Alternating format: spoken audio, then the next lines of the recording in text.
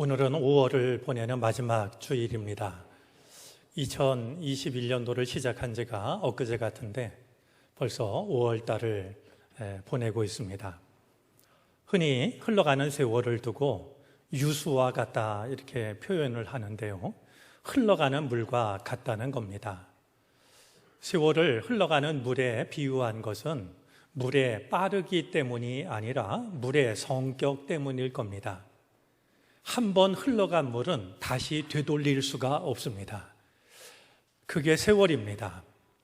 우리가 무의미하게 밋밋하게 세월을 보내며 살아갈 때가 있는데 그 세월은, 그 시간은 다시 돌아올 수 없는 시간들이 되는 것이죠. 하나님께서 주신 하루하루 이 모든 시간을 은혜 가운데 살아갈 수 있는 우리들이 되어졌으면 좋겠습니다.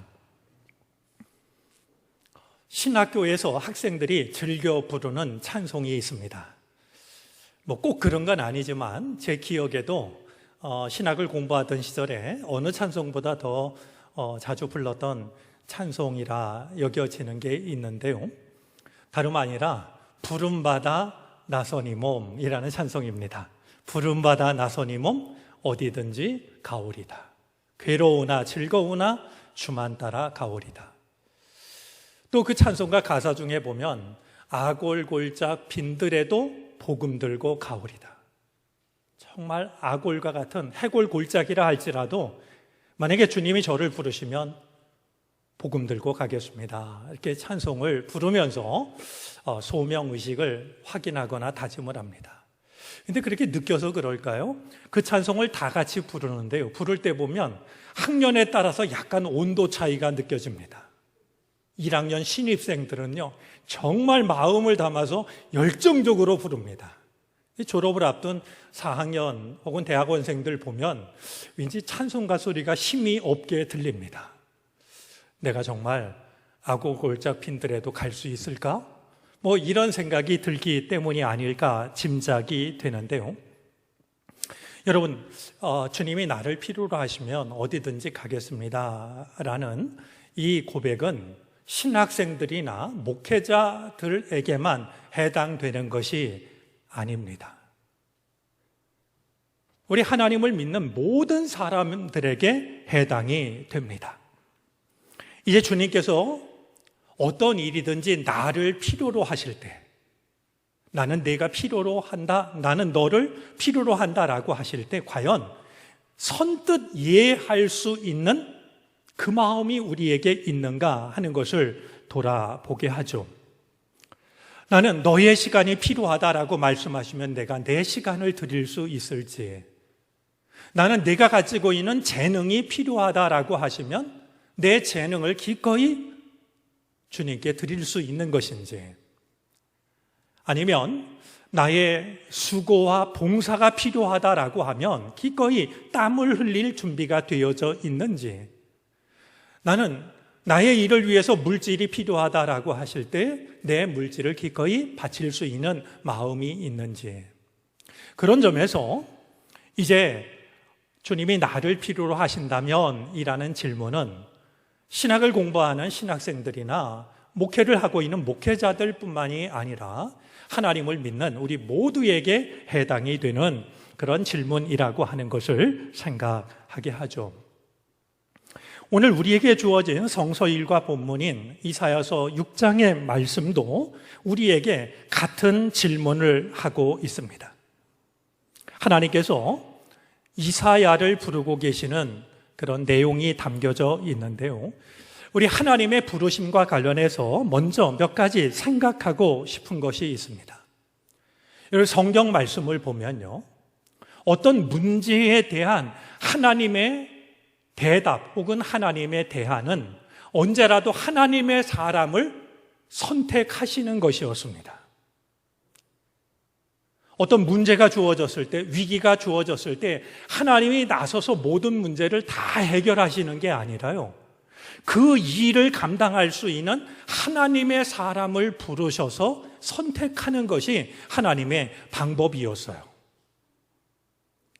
애굽에서 종살이하는 당신의 백성들을 가나안 땅으로 이끄실 때도 하나님이 하셨던 것은 모세라고 하는 한 아이가 태어나게 하시고 말이죠. 그 어려움 속에서도 모세가 자라날 수 있도록 지켜주시는 일이었습니다. 오늘 우리 성경 말씀을 보아도요, 1절 말씀을 보면 이사야가 선지자로 부름을 받던 그 때를 가리켜서 우시야 왕이 죽던 해에라고 이렇게 말하고 있는데요. 이 우시야 왕이 죽던 해, 구체적으로 이야기하면 BC 742년입니다. 그럼 이사야가 742년도에 기원전 부르심을 받았구나. 그 내용을 우리에게 전해주기 위해서 우시야 왕이 죽던 해라고 기록한 것이 아니라요, 우리가 헤아려 보아야 할 것이 있어요. 이 우시야 왕은 BC 794년으로부터 742년까지 52년 동안 유다를 통치했던 임금입니다. 근데 이 우시야 왕이 통치하는 동안 유다는 큰 번영을 누렸습니다. 나라가 평안했고 부강했어요. 정치적으로도 안정을 누렸고요. 경제적으로도 여유가 있었고요. 군사력도 막강해가지고요. 나라가 참 평안했습니다. 그런데 그렇게 나라를 평안하게 이끌었던 우시야 왕이 죽던 해에 하나님이 이사야를 부르고 있는 겁니다. 50년이 넘도록 나라를 잘 이끌었던 왕이 죽었으니 말이죠. 이제 닥쳐올 일이 예감이 되지 않습니까? 번영과 안정이 끝나고 이제 뭔가 큰 위기가 닥쳐올 수 있는 바로 그런 어려운 때에 하나님께서 하신 일이 하나님의 사람을 부르시는 일이었던 겁니다.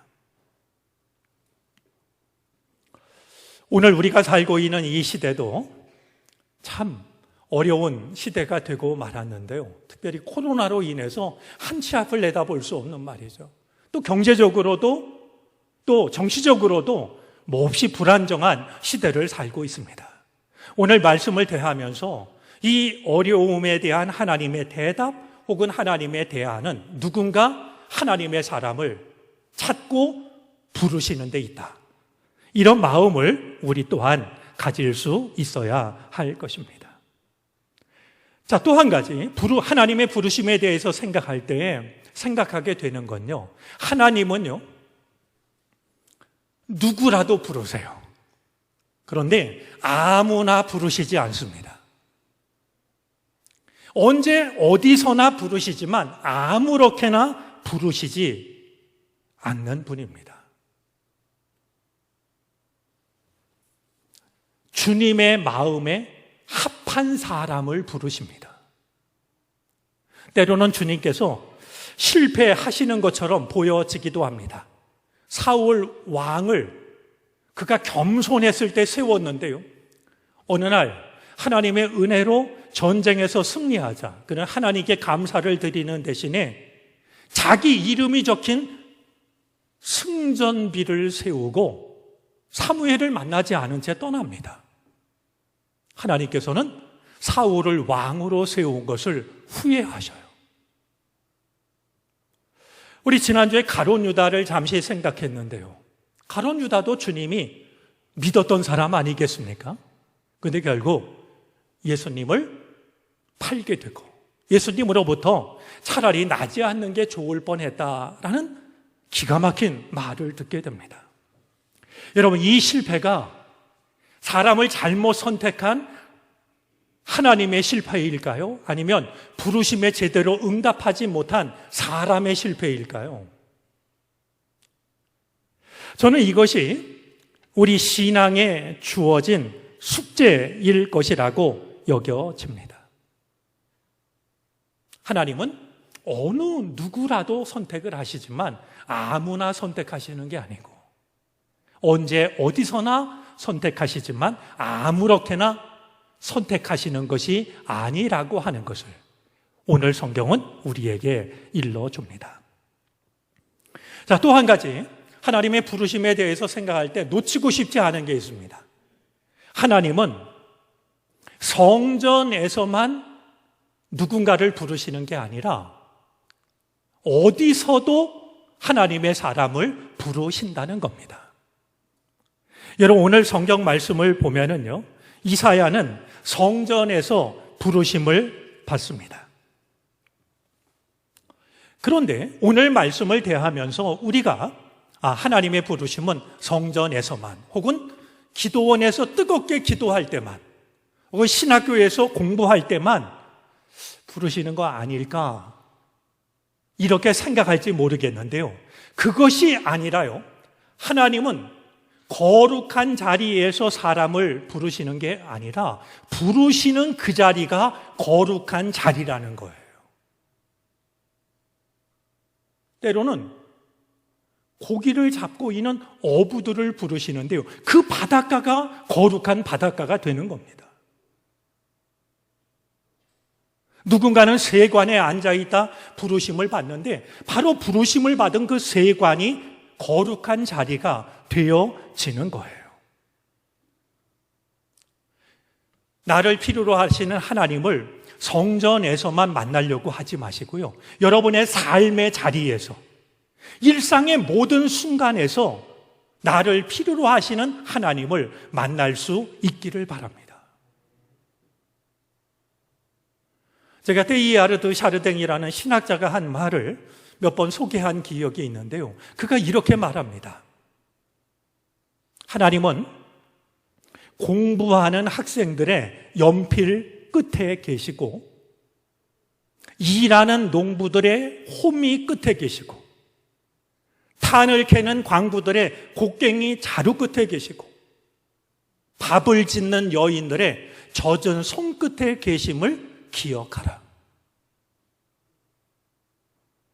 하나님은 공부하는 학생들의 연필 끝에도 계시고요, 지혜도 주시고 꿈도 주시고요, 저 뙤약볕 아래에서 김을 메고 있는 농부들의 호미자루 끝에도 계시고, 저 깊은 땅속 어둠 속에서 탄을 캐고 있는 광부들의 곡괭이 자루 끝에도 하나님은 계시고,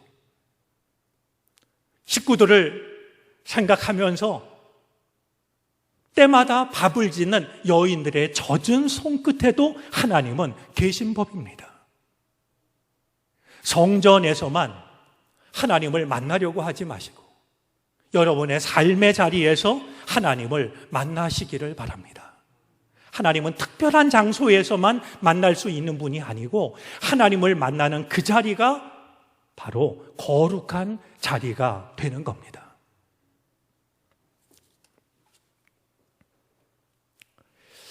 이제 오늘 본문을 통해서 함께 생각하고 싶은 것이 있는데요, 과연 하나님께서는 이 위기의 시대에 하나님의 사람을 부르시는데 하나님이 부르시는 사람은 어떤 사람일까? 어떤 사람을 하나님께서는 찾고 계신 것일까 하는 것을 오늘 말씀을 통해서 함께 생각하고 싶습니다. 먼저 생각하게 되는 것은요, 하나님께서 찾고 하나님께서 부르시는 사람은 하나님의 거룩하심을 경험한 사람입니다.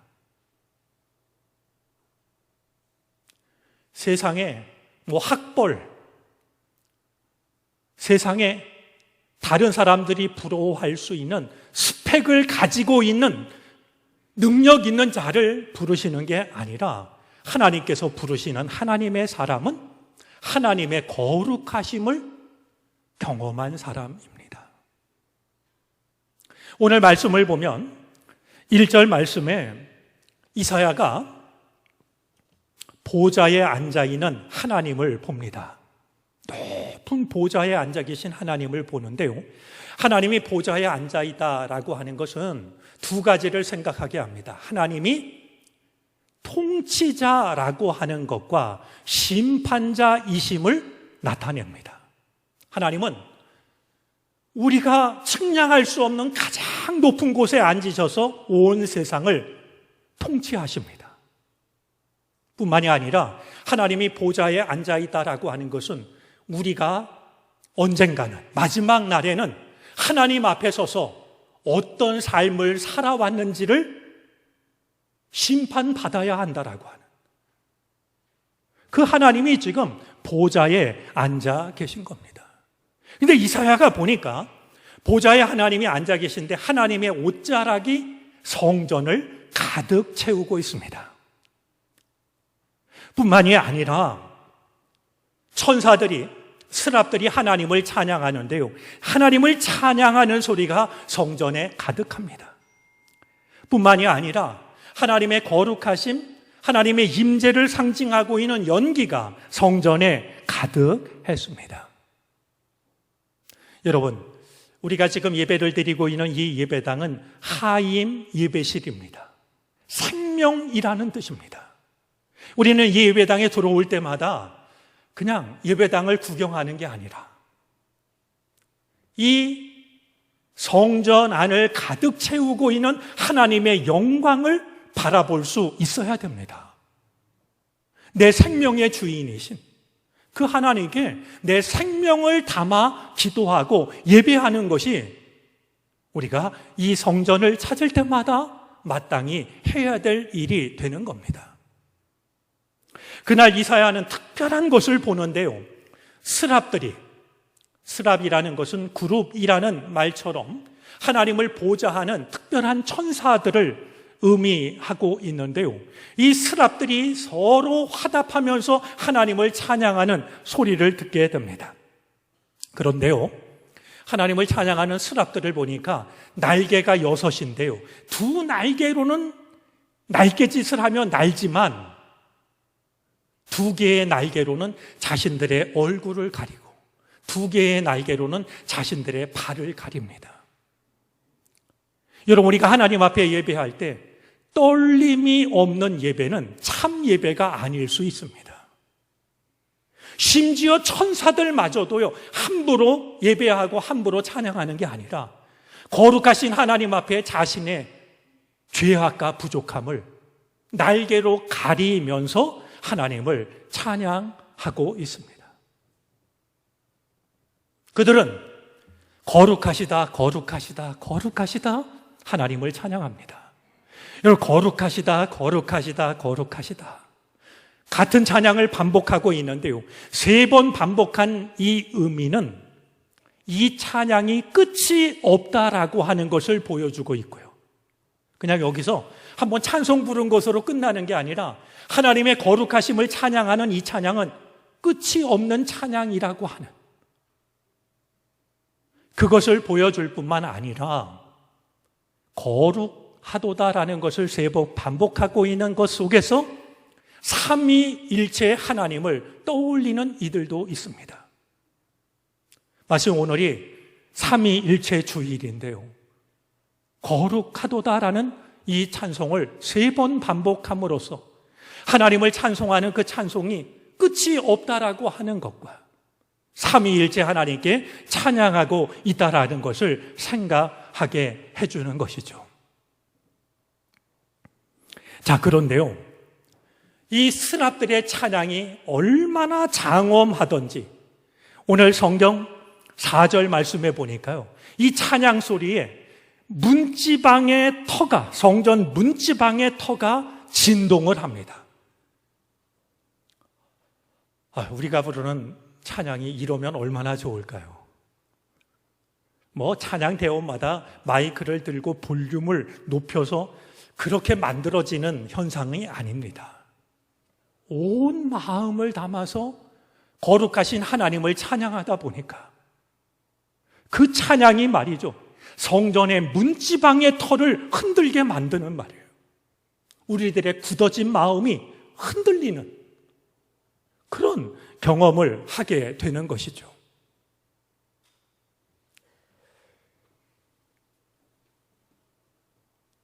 한 가지 성전 문지방의 터가 흔들렸다라는 말씀을 대하면서 우리가 함께 떠올려야 될 게 있는데요, 이 문지방은요, 고대에는 성스러운 자리였습니다. 고대뿐만이 아니라 저 어렸을 때도 문지방에 걸터 앉으면 어른들한테 혼났습니다. 왜 그러냐 하면 이 문지방은 안과 밖의 경계이기 때문에요, 그곳을 신성시했어요. 근데 하나님을 찬양할 때 문지방의 터가 흔들렸다는 것은요, 세상 사람들이 신성시하던 그것도 하나님을 찬양할 때 두려워 떨었다는 겁니다. 우리가 하나님을 예배할 때 세상이 두려워 떠는 말이죠. 예배하는 이들을 비방하거나 조롱하는 것이 아니라 우리가 예배할 때 세상이 떠는 이런 일이 우리 성경이 우리들에게 보여주고 있는 모습입니다. 그렇지 못한 것이 혹시 우리들의 책임이라고 한다면 우리는 이 예배의 거룩함을 어서속히 회복할 수 있어야 됩니다. 히브리서 11장 6절에는 하나님께 나아가는 자들이 반드시 기억해야 할 것이 무엇인지를 말씀합니다. 기억하실지 모르겠는데요, 믿음이 없이는 하나님을 기쁘시게 하지 못하나니 하나님께 나아가는 자는 두 가지 기억하라고 하는데, 하나는 반드시 그가 계신 것과 그가 하나님이 자기를 찾는 자들에게 상 주시는 이심을 믿어야 할지니라. 여러분들이 예배드리러 올 때마다 이 두 가지 사실을 기억하시기를 바랍니다. 하나님이 계시다는 것, 그것과 함께 하나님께서는 하나님을 찾는 자들에게 상 주시는 분이시다. 이것을 기억할 수 있다면 은혜를 사모하는 마음이 더욱 간절해질 수 있을 거라고 여겨집니다. 하지만 그 말씀을 떠올리면서 한 가지 보태고 싶은 게 있습니다. 여러분, 우리는 하나님이 계시다는 것을 믿는데 머물러서는 안 됩니다. 하나님을 믿어야 됩니다.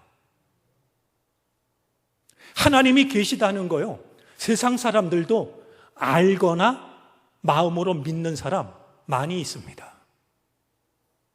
그게 어려운 게 아닙니다.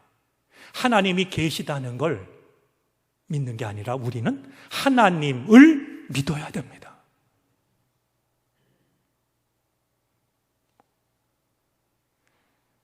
오늘 이사야를 보면 살아계신 하나님, 거룩하신 하나님, 그가 성전에서 그 하나님을 뵙고 있고 그 하나님을 경험하고 있습니다. 오늘 예배에 참석한 우리 모두도 예배의 자리에 나올 때마다 하나님이 계시다는 것, 한 걸음 더 나가서 하나님의 거룩하심을 믿고 그것을 경험할 수 있는 우리가 될 수 있기를 바랍니다. 여러분, 이게 지금 제가 책갈피인데요, 예를 들면 이걸 자석이라고 한번 생각해 보시겠어요? 이 자석이 얼마나 강한지요, 이 제단 이만한 쇳덩이도 이렇게 대면 들어 올릴 수 있다고, 그만큼 강한 자석이라고 생각을 해보자고요. 그런데요, 이만한 쇳덩이를 들어 올릴 수 있는 자석도요, 종이 한 장을 들어 올리지 못합니다. 왜 그러냐 하면 성질이 다르기 때문이에요. 우리가 하나님의 부르심을 받기 위해서는요, 하나님께 쓰임 받기 위해서는요, 하나님의 거룩하심을 경험해야 돼요. 그래야 하나님이 우리를 쓰실 수 있는 거예요. 내 생각, 내 판단, 내 경험 아무리 많아도요, 종이 한 장 들어 올리질 못해요. 우리의 마음이 하나님의 마음과 같을 때, 우리 안에 하나님의 마음이 자리를 잡을 때 우리는 하나님께 쓰임을 받는 겁니다. 자, 또 한 가지, 오늘 말씀을 통해서 보게 되는 하나님께서 부르시는 사람은요, 나 자신의 자격 없음을 깨달은 사람입니다. 이상해요. 하나님은 잘났다는 사람 쓰시지 않으세요. 그 잘난 거 다 꺾으시고 말이죠. 그 다음에 쓰시는 걸 보게 돼요. 오늘 말씀을 보니까 이사야는요, 하나님의 거룩하심 앞에서 깊이 깨닫고 있는 게 있어요. 하나님 앞에서 내가 부정한 사람이라고 하는, 자격이 없는 사람이라고 하는 것을 그가 깊이 깨닫게 됩니다. 여러분, 오늘 말씀을 보면요, 이사야가 성전에서 하나님도 뵙고 스랍들이 날개를 치며 나는 모습도 보았고, 이걸 본 이사야가요, 얼른 성전 밖으로 달려나가서 사람들에게 자랑을 하고 있지 않은 걸 보게 돼요. 내가 이런 걸 봤다고 간증하러 돌아다니지 않는 걸 보게 돼요. 아마 요즘 웬만한 사람이라면요, 이런 경험을 했으면 가만히 있지 않을 거예요. 방송도 가만 안 내버려 두고요. 이사야는 오히려 하나님의 거룩하심을 경험하는 순간, 내가 얼마나 하나님 앞에 설 자격이 없는가, 하나님을 뵐 자격이 없는가 하는 것을 깊이 깨닫게 됩니다. 하나님의 거룩하심을 경험한 이사야가 가장 먼저 했던 말을 보면요, 화로다 나여 망하게 되었도다. 새번역 성경은 이 부분을 이렇게 옮겼습니다. 재앙이 나에게 닥치겠구나. 이제 나는 죽게 되었구나. 하나님의 거룩하심 보고서 자랑하러 동네방네 뛰어다닌 게 아니라 나는 이제 죽게 되고 말았구나 탄식해요.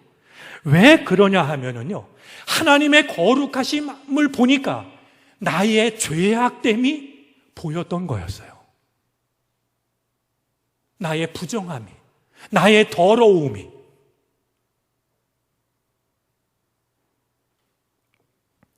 그는 이야기를 해요. 나는 입술이 부정한 사람이라. 여러분, 이 입이라고 하는 건요, 뭐 말을 거칠게 하고 이런 뜻보다는요, 입이라는 말은 인간 존재의 중심을 말합니다. 그 사람이 어떤 사람이냐 하는 건 그가 하는 말을 보면 압니다.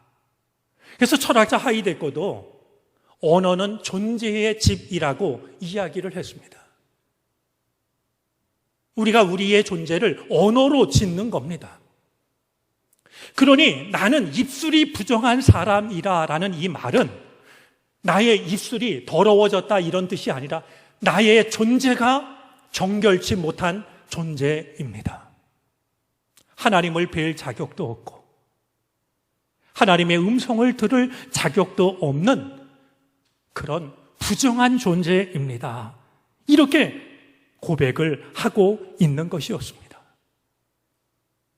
바로 그렇게 이사야가 하나님 앞에 설 자격이 없다라고 고백을 할 때 하나님은 그 이사야를 선택하셨던 겁니다. 제단에서 타고 있는 숯불 하나를, 여러분, 제단에서 타고 있는 핀 숯입니다. 살아있는 숯입니다. 시퍼렇게 불이 붙었을 겁니다. 그걸 하나님을 찬양하던 스랍 중에 하나가 부적개로, 불젓가락으로 집어서 이사야에게로 날아가서 부정하다고 했던 그의 입술에 숯불을 댑니다. 그러면서 하시는 말씀이 네 죄가 사해졌다. 여러분, 우리가 믿음 안에서 경험해야 될 경험 중에는요, 바로 이 주님의 핀 숯이 우리의 입술을 태우는, 아마 주님의 손길 중에 빠뜨릴 수 없는 표현이 있다면 바로 핀 숯일 겁니다. 주님의 거룩하신 손이 핀 숯처럼 우리의 입을 어루만져야 우리는 거룩한 존재가 됩니다. 핀 숯은 우리가 흔히 말하고 있는 성령의 또 다른 표현일 수 있습니다. 우리의 성격으로가 아니라 성령께서 우리의 입술을 어루만지셔야 우리의 존재가 달라질 수 있기 때문이죠. 그런 점에서요, 저는 우리 교우들이 좀 꼭 기억했으면 좋겠다 싶은 우리 속담 하나가 있는데요, 마음에 글씨를 쓰듯이 한번 따라서 해보시겠습니까? 볕이 지날수록 그림자도 진하다. 여러분, 그림자면 그림자지, 그림자에 옅고 짙은 게 어디 있을까 생각할지 몰라도요, 우리 속담 중에 참 놀랍다라고 여겨지는 게요, 볕이 진하면 그림자도 진해요. 여러분, 우리가요, 하나님 안 믿는 사람하고 나를 비교해 보면 꽤 괜찮잖아요. 이 정도 살기도 어렵지. 근데 그게 중요한 게 아니고요. 우리는 하나님 앞에서 내 모습을 돌아봐야 돼요. 이사야가 얼마나 훌륭했겠어요. 그런데 거룩하신 하나님 앞에 서니까 나는 입술이 부정한 존재예요. 하나님을 뵐 수 없는, 하나님을 뵈면 죽을 수밖에 없는 존재예요.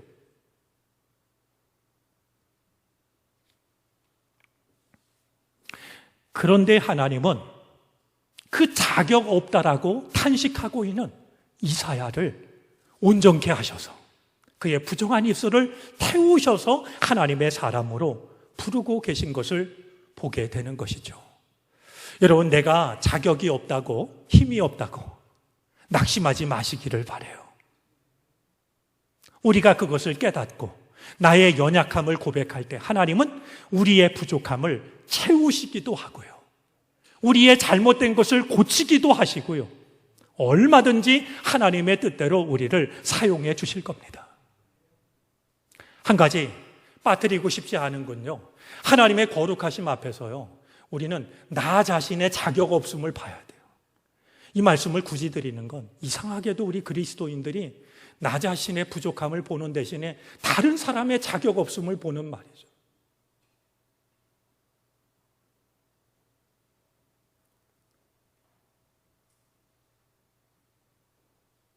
우리가 거룩하신 하나님 앞에서 해야 될 일은 내가 얼마나 자격이 없는 자인지 그걸 보는 것이지, 우린 그걸 하지 않고 자꾸 다른 사람의 허물, 자격 없음, 그것에 익숙해진다면 우리는 하나님의 거룩하심으로부터 멀어질 수밖에 없을 겁니다.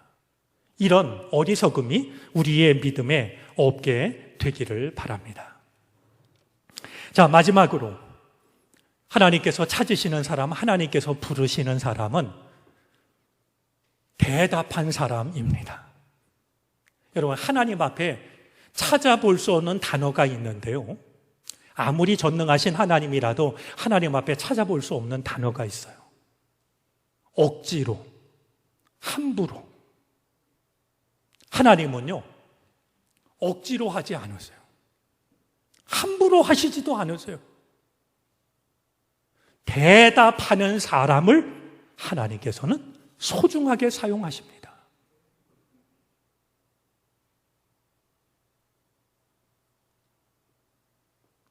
이사야는 인정하지 않을 수가 없었어요.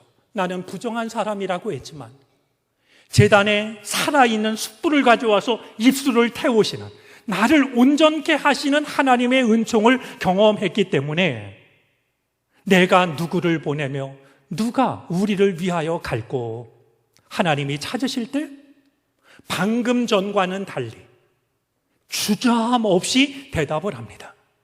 주님, 제가 여기에 있습니다. 나를 보내어 주십시오. 그 하나님을 하나님께서는 혼돈의 시대, 두려움의 시대, 하나님의 사람으로 귀하게 사용을 하셨던 겁니다. 하나님은 결코 우리를 목회자로만 부르지 않으십니다. 선교사로만 부르시는 거 아닙니다. 하나님은 우리를 늘 지금보다 새로운 존재로 부르십니다. 하나님은 우리를 새로운 성품으로 부르십니다. 새로운 도구로 부르십니다. 그런데 하나님은 아무나, 아무렇게나 누군가를 쓰시는 게 아니라 하나님의 거룩하심을 경험하면서 나 자신의 자격 없음을 깊이 깨닫는 사람, 그렇지만 하나님의 은혜로 하나님께서 나를 필요로 하실 때 하고 대답하는 사람, 그를 선택하시고 그를 사용하십니다.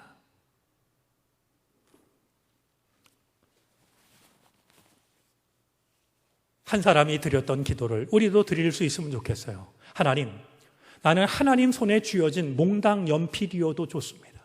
제가 필요하시다면 하나님 저를 사용해 주십시오. 한 가지 이야기를 하고 오늘 말씀 마치겠습니다. 어떤 황제가요, 자기 이름을 남기기 위해서 아주 크고 화려한 성전을 짓기로 했습니다. 제일 좋은 재료를 모아서 화려하고 으리으리한 예배당을 지었죠. 예배당을 다 짓고 나서 하나님께 예배당을 바치는 봉헌 예배를 드리는 날인데요. 그날 중요한 행사가 뭐냐 하면 머릿돌에 황제의 이름을 새기는 순서였어요. 황제가 예배를 드리러 예배당을 찾아갔는데요. 가서 보니까 비어 있어야 할 그 머릿돌 자리에 누군가의 이름이 새겨져 있는 게 아니겠습니까? 황제가 놀라고 분노해서 여기 이름이 적힌 자가 누군지 잡아오라고 명을 내립니다. 끌려왔는데요. 보니까 웬 초라한 여인이 끌려왔어요. 나이도 많은, 그리고 알고 보니까 혼자 살고 있는 가난한 과부였어요. 네가 어찌 여기다 이름을 적었느냐라고 하자 나는 그런 일을 한 적이 없습니다. 대답을 해요. 황제가요, 궁금해서 물었어요. 이 예배당을 지을 때 내가 한 일은 무엇이냐? 너는 무엇을 바쳤느냐? 그러자 이 여인이 대답합니다. 나는 너무나도 가난해서 마음뿐 아무것도 드리질 못했습니다. 내가 할 수 있는 일이 무엇인가 생각하다가 예배당을 짓기 위한 대리석을 실은 마차가 지나갈 때마다 진창에 빠져서 고생하는 걸 보고서 저는 나가서 풀을 베기 시작했고 마차가 지나가는 자리마다 그 풀을 깔았습니다. 하나님이 보실 때는요, 그 성전을 지을 때 가장 귀한 마음을 바친 사람이 황제가 아니라 여인이었어요. 천사를 통해서 그 자리에 여인의 이름을 새겼다는 거예요.